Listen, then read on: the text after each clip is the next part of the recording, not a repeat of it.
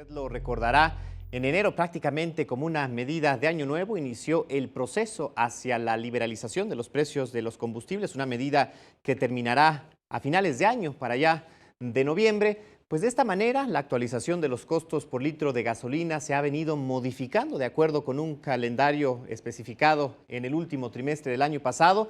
Para conocer ahora los nuevos precios que tendrán una variación diaria es necesario ingresar a un portal de internet. El de la Comisión Reguladora de Energía es el www.go.mx/CRE. Ahí, por ejemplo, ya están publicados los precios para el día de mañana, miércoles. Por ejemplo, para la zona añil, la magna tendrá un costo de 16 pesos con 28 centavos por litro.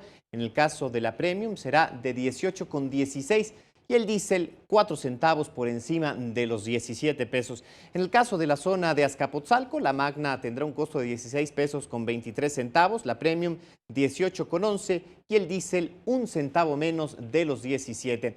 En la zona de Barranca del Muerto, la magna será de 16 pesos con 29 centavos, la premium 18,17 y el diésel 17 pesos con 5 centavos. En Iztapalapa, el litro de magna costará 16 pesos con 28 centavos, la premium 18,17 y el diésel 17,5.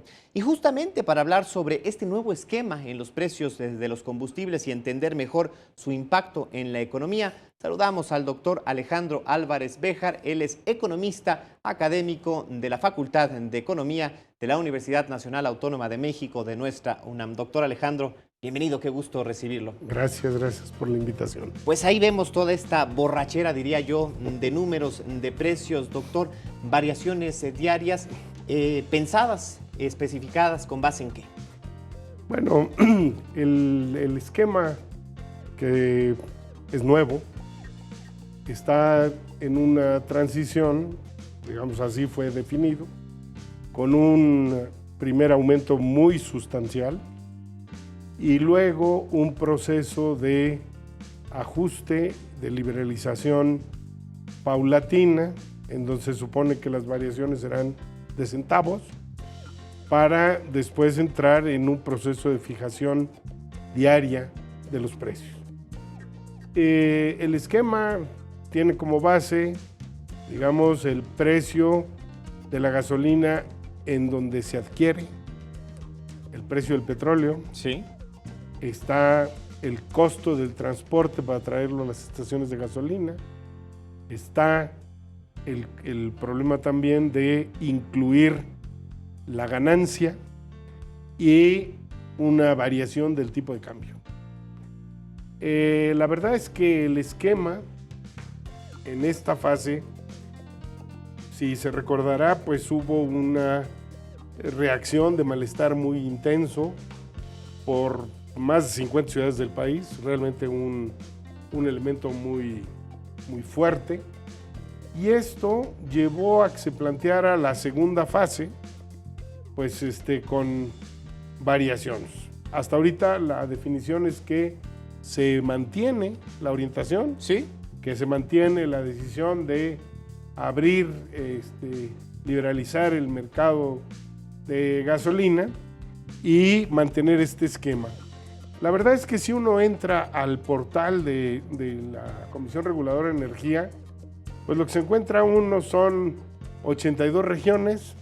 Y todas con un impuesto, ¿no? Fijado por el gobierno. Exactamente. Entonces, con un precio determinado, y se dice que esto va a ser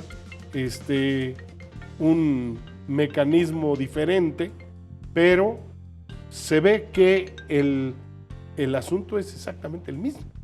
Sigue siendo la Secretaría de Hacienda la que fija el precio.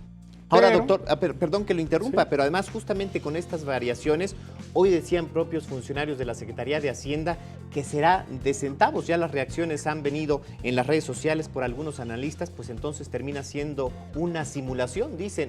¿Sería bueno, así? Yo creo que el malestar es grande, porque hay gente que dice que ni la burla perdonan, porque después de una subida de prácticamente entre 18 y 23%, que se bajen 2 centavos en el precio de la gasolina en este periodo de transición, resulta francamente ridículo. Y más todavía, se supone que la fijación del precio de la gasolina se hace a partir del precio de la gasolina en el sur de Texas, que será el precio de referencia, y el precio del petróleo. Y hay estimaciones o predicciones de que puede ocurrir un aumento de otro 13% en el precio del petróleo en los próximos meses antes de que lleguemos al 18.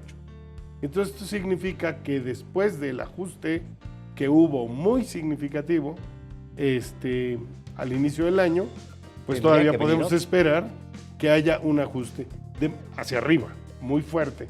Y de manera que el ajuste hacia abajo de centavos, pues es realmente de risa loca.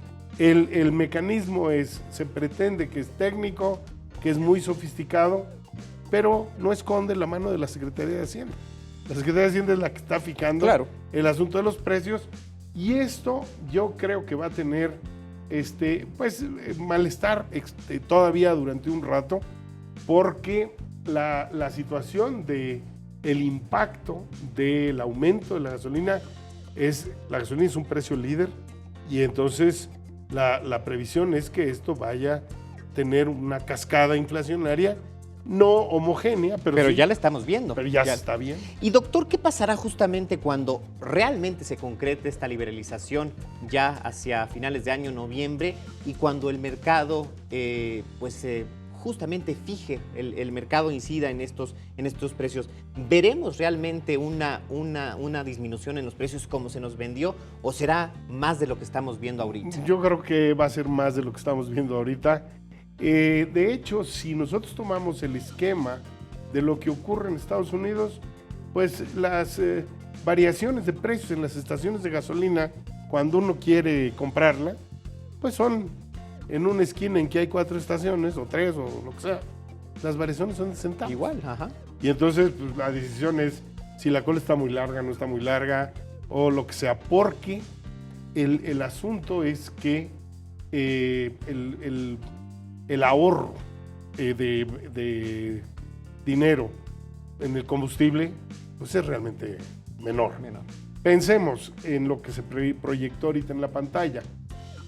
¿Qué ventaja tiene alguien que quiere llenar el tanque y decide que hay que llenarlo en Azcapotzalco, ¿sí?, que eso está más barato, y que al final se va a acabar ahorrando 12 pesos por tanque, o no sé. Que se va a gastar en la combustible que y se va a gastar para allá. Mucho más solo en ir, ya no digamos en regresar. Este es un esquema que yo creo que es producto de un arreglo, se me antoja, político, entre, por un lado, tener un recurso para captar